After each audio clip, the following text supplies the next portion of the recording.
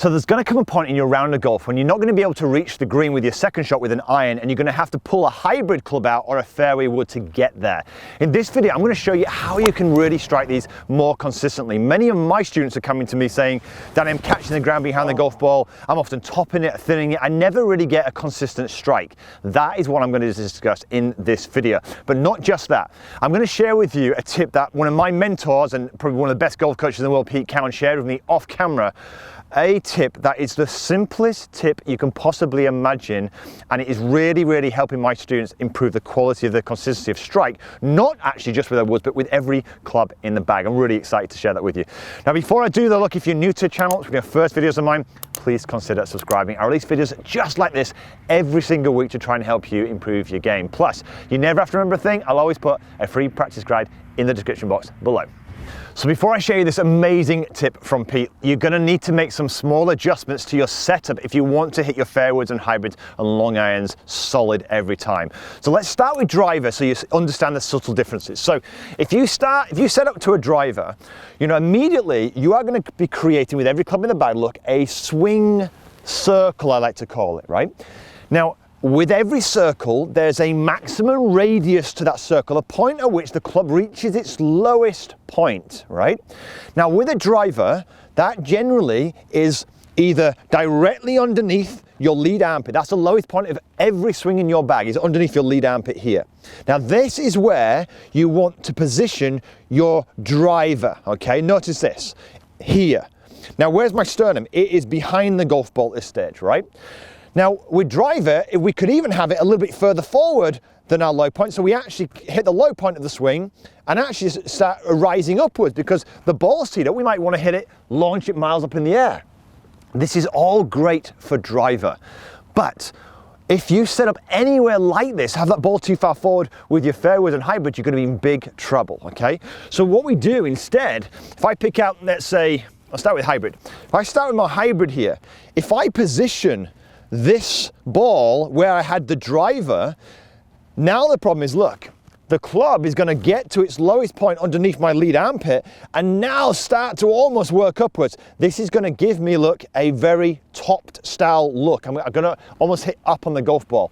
So the very first thing you need to recognize is this: the number one fault in golfers who cannot hit hybrids and fairwoods is you are not hitting down on the golf ball. We need to improve your angle of attack. This club generally is hitting upwards, okay? So how do we make sure that you automatically strike down on this golf ball every single time? Here's what you've got to do first. You need to make sure that the ball is on, you strike the ball on this side of your low point. Your low point is underneath your lead armpit, so then everything, the strike needs to happen on where? This side of the swing. So what could you do? Well, we don't want the ball anywhere near this bit, we're going to move it back. How much you move it back, you're going to experiment a little bit, right? But look at this, I'm now moving, look, here. Now can you see here, I've got a hybrid here, and I've moved it a good few balls, look, a hybrid and a bit, look, inside of my lead foot here. What else could we do? Well, look, I want to strike that ball, look, this is the low point when your lead arm and club line up. I'm going to move my hand, the club back here. I'm going to have my hands look slightly forward inside my lead thigh here. Again, what's that doing? It's basically making sure I hit the ball before the club gets to the low point, all right? Very important. What else? And then this is a big one, a massive one, what very few people do. When you're setting up, your angle of your shoulders, okay, are hugely helpful to improve the angle of attack. A lot of players, when they're setting up to their fairway woods, often because intentionally they've struggled to get the ball airborne, they start to do this. They start to look up here, and their shoulders start to kind of angle backwards. And when you do that, what are you doing now? You're leaning back here and you're shifting the low point of the swing back even further. What's going to happen? You got it. You're going to start hitting up on that golf ball. All things that are not going to help.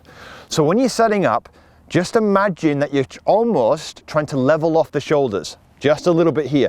So the right shoulder, my trail shoulder here, should only be slightly below my left, only because my trail hand here is lower on the grip, all right? But get those shoulders more level. What's this going to do? It's going to help you make a swing look that works more up here and down towards the golf ball versus a swing where you're back here and you're working upwards. All things that are going to help you strike down on that golf ball.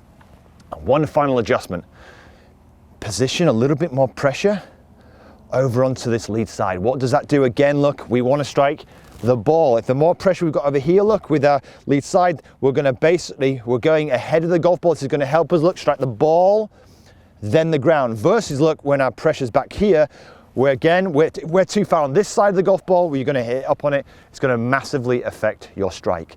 So let's start with setup first.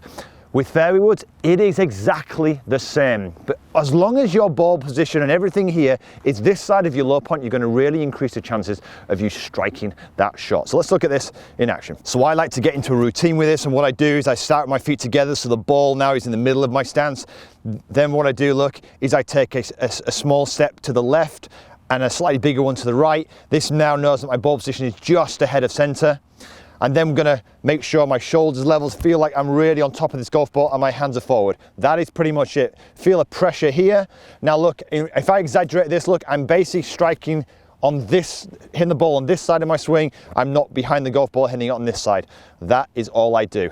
And then what I'm gonna do, I'm gonna visualize an arc that strikes down on the golf ball, and I'm gonna trust the loft of the golf club. This is huge. Trust the loft. Don't try and lift it. The loft will get it up in the air. Absolute beauty. Right, so I struck that really, really well. And you can see here, look, where's the lowest point of that divot? Look, after the golf ball. This is crucial for any shot off the fairway. Hybrids, long irons, fairway woods, all the same. You need to strike balls on this side of the low point, right? Now, I'm under no illusion that just a change in setup will transform every golfer, but it is a must. You must start well. It makes life so much easier, right? Now let's move to my fairway wood. Now, nothing changes with fairway wood. Same principle. You might not have the ball as far back, but you're still going to have it back of this low point. But what happens, all right, if you don't have a consistent swing and you're kind of moving all over the place? Well, that's clearly going to affect the tougher clubs in your bag, like your hybrids and your fairway woods. So you need to learn how to create a beautiful circle. And this is where Pete's drill comes in. It's absolutely brilliant. What I want you to do is I want you to grab any club in your bag and hold it like this, okay, at the shaft. Now, the low point of this swing with a fairway wood is still the same. It's underneath my lead armpit here. Now, I want you to take the club and I simply want you to put the shaft where that low point is here, so it's completely straight, right? There. Notice where my trail arm is. This is your impact, right? This is where we're going to return to. Not here like this, where my trail arm, I'm pushing it forward. Now, all I want you to do now is this. I want you to picture this. This club is roughly at a 45-degree angle. This is the circle I want you to create. I want you to imagine you're holding a pen, and all you're going to do is draw the circle with the pen at a 45-degree angle. When you do this, your trail arm will simply work perfectly and you will simply create a beautiful backswing. From here, imagine the pen's there, look, you're going to track that all the way down, back here, through to impact. And you're simply going to feel this motion. What do you think most people do? When people draw this perfectly well, it's easy. What do most people's swings look like? Hookers. What's happened now? You've drawn it in here, this is your hook. What do slicers do? Do you think they come down here? No, you're going this. You're not drawing the circle, all right? It is the simplest thing to practice, and yet the one thing that will completely transform how simple this golf swing can become. So this is your destination, do this together, okay? Now what I do with players is I do it step by step. We draw the circle here.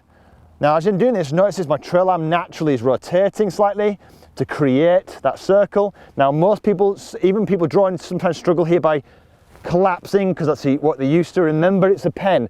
How do we get that pen? You're going to have to bend your wrist, you're going to have to bend your arm in a certain way to kind of draw that, finish that circle off. Now, this is a key bit which most people love because it's so unusual for them. Most people do this, but they don't do it when they've got a pen in their hands. They will draw it back here and draw it back through to impact. Now, how do you work on this? Well, I start small with players. They now know this is what it's got to feel like at impact. Most of the time, they're back here, right? They now know that this trail arm is tucked in here and they're there. Now, all I get them to do is I get them to draw the swing now, look. There. draw it, and then from here what would they do? Most people would slice, would come over here, or hook, drop it in here. Now just imagine, just draw it back here, just simply from here, look, draw the shape back into the golf ball. How simple is that? So let's start first of all with a small version of this and then gradually build it up, because the top bit is where most people screw up. So I want you to picture this circle now. We've got it almost two hands. We're going to draw that 45-degree arc to here, and then all you're going to do, look, is you're going to simply draw it back down. Look, I'm turning my trail side, look, back down to the golf ball. How simple is that? So we start there. The setup we know now is all in place. All we're going to do is do a mini swing to around about here and turn there. Now, chances are I'll always go further than that, but we're just drawing that circle, 45-degree circle, back, turn that 45-degree back onto the golf ball. Just like that. Absolutely ripped. Again, come and have a look at this. Look at how here, where the ball was, where's the divot? You got it, after the golf ball. This is super, super important. Now, as we move to a slightly longer swing, you've just got to watch out for this. Very few people understand how this trail arm is supposed to be working. This is where the pen really, really comes in. So as I'm drawing this, look, I'm drawing this 45-degree circle here. I get it here. Now this, most people collapse, lift, bend. You've got to, if you're drawing it here, you just trust it. The pen, the wrists are going to work, the elbow's going to work, look, to bring that circle all the way around here. Now from here, just picture it working back down and then back on this 45-degree angle. And bit by bit, I promise you, you are going to start absolutely ripping not just your hybrids or your fairway woods, every single club in the bag, and you can do this in the comfort of your own home. So let's start, let's hit one more, and let's show you one rip snorter onto the green. Absolutely ripped again.